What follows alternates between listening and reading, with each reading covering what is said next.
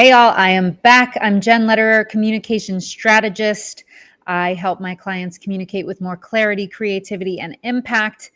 And I am here talking about how to influence a room. We started the conversation yesterday talking about the importance of knowing yourself, knowing what it is you are bringing to the table, what is coming into the room with you, not just your mood that day or the week you've had, but the hard wiring that is you. Understanding that not only helps you better, you know, um, control yourself within a room, but also better read the room because you have an understanding of what is mine and what is not. What do I mean by that? If you know that you lean towards anxious when you go into, let's say, a networking setting or an event, maybe you're getting ready to speak, maybe not, maybe you're just attending, but you know that, okay, this energy that I'm feeling, that's mine. When you start to feel something that is not you, you know it. You're like, oh, okay, interesting. That is something else that's present here, but it's not mine. When you don't take the time to understand yourself, like we were talking about yesterday, there is a very good chance that you will not be able to identify what's yours and what's not. That can become incredibly overwhelming very quickly. And is the opposite of influencing a room. The room is now influencing you. So, step 2 in this conversation we're having this week is reading the room.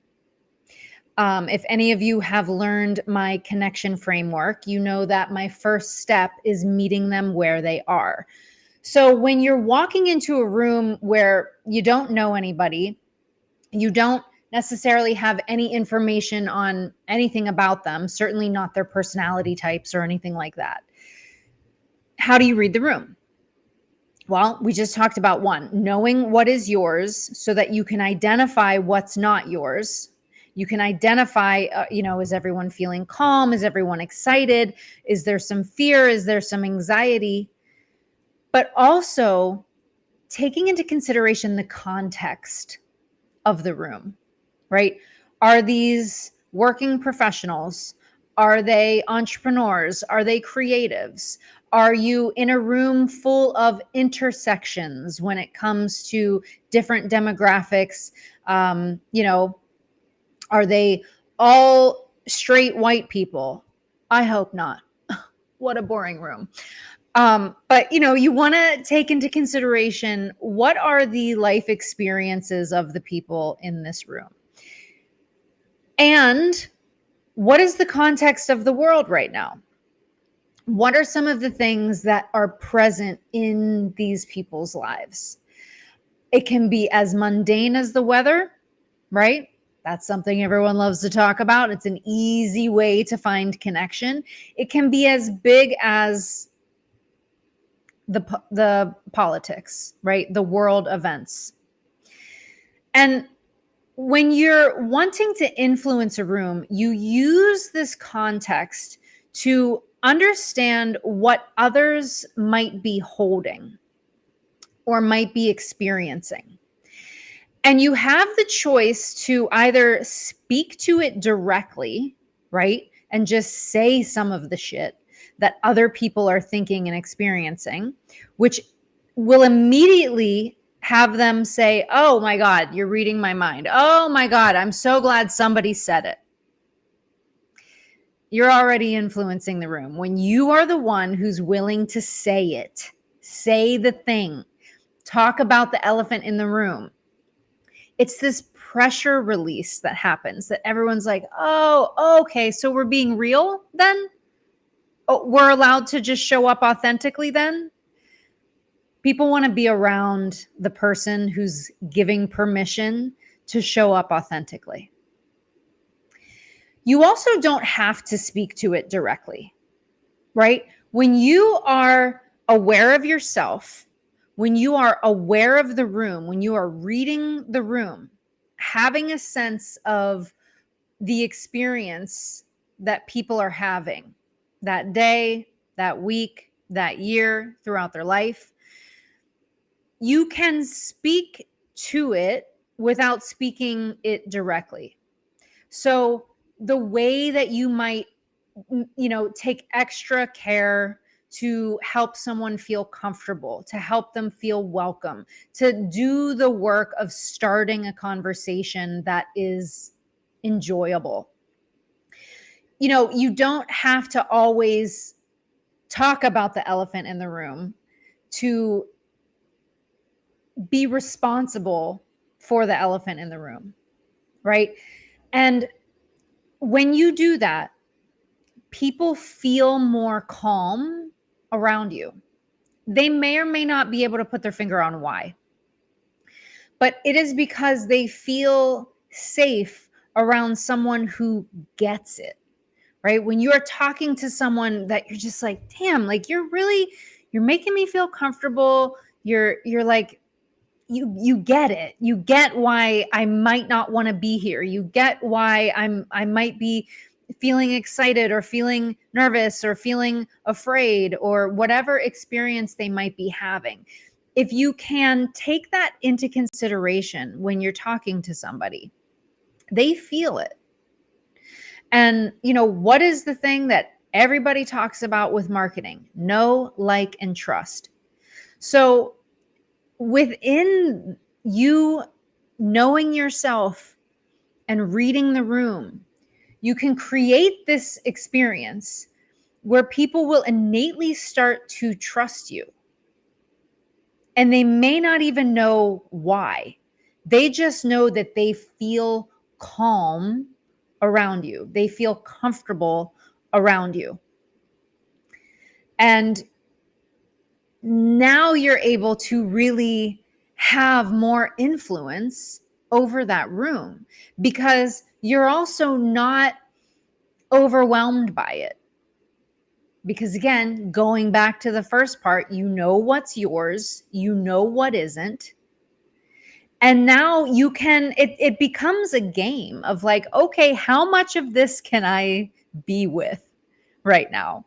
How much do I want to speak to it directly? How much do I just want to be aware of it and really, hold that within my awareness when I'm having conversations? I do this when I'm on stage doing stand-up comedy, and I do this when I am at events, at, networking virtually as well. Having an awareness can change, what you choose to say, the questions that you choose to ask. There are times when, here's a little story for you. I went to it was like a speed dating event, but for friends. It was like a different way to network type of thing. And I got to the end of it. I was at the last person, and I sat down across the table from this woman, and she looked exhausted. She looked like she was burnt out. And I sat down, and she was like, she took a deep breath, and I could tell that she was like getting ready to do it. And I paused and I was like, hey, how are you doing? And she was like, oh, I'm kind of tired. And I said, okay, well, I totally get that. I'm like, I'm a little burnt out too. Here's what I, am offering. We don't have to do this. We can be done. And that doesn't mean I'm going to walk away. We can sit here together in silence. You can step outside if you want, if you just need to decompress a little bit. I was about to say decompose. Don't do that. If you need to go decompress, whatever.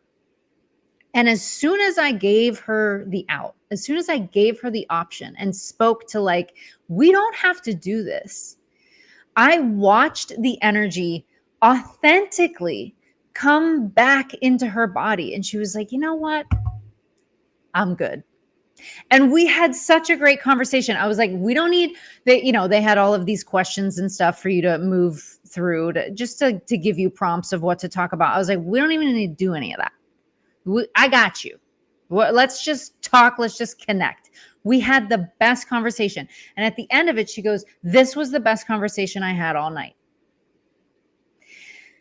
And it's like, it's very simple, but incredibly impactful when you can have an awareness of yourself, have an awareness of the room, the person that you're sitting across from, the experience that they are having.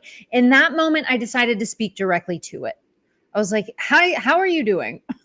Because I could tell not well. She was not doing well. I also knew that I was feeling drained at that moment. And I'm pretty good at keeping my energy up in those things. And so I was like, okay, if I'm feeling drained, there's a good chance that it's not just me feeling this. Like I've said multiple times, when you walk into a space and you're aware of what's yours and you're aware of what's not, when things start to shift and change, you can have this internal conversation with yourself of like, okay, what's happening here? Is this just mine? Or is there a chance that it's me and other people that are feeling this? So this is step 2 for how to influence a room. Yesterday, we talked about knowing yourself. Today, we're talking about reading the room. Tomorrow, we're going to talk more about why all of this is so important. So I'm Jen Lederer. I am here Tuesday, Wednesday, Thursday, same time, same channel, 12 p.m. Eastern. If you want help with your communication, I'm your girl. DM me. We can have a chat. And that's it. See you tomorrow.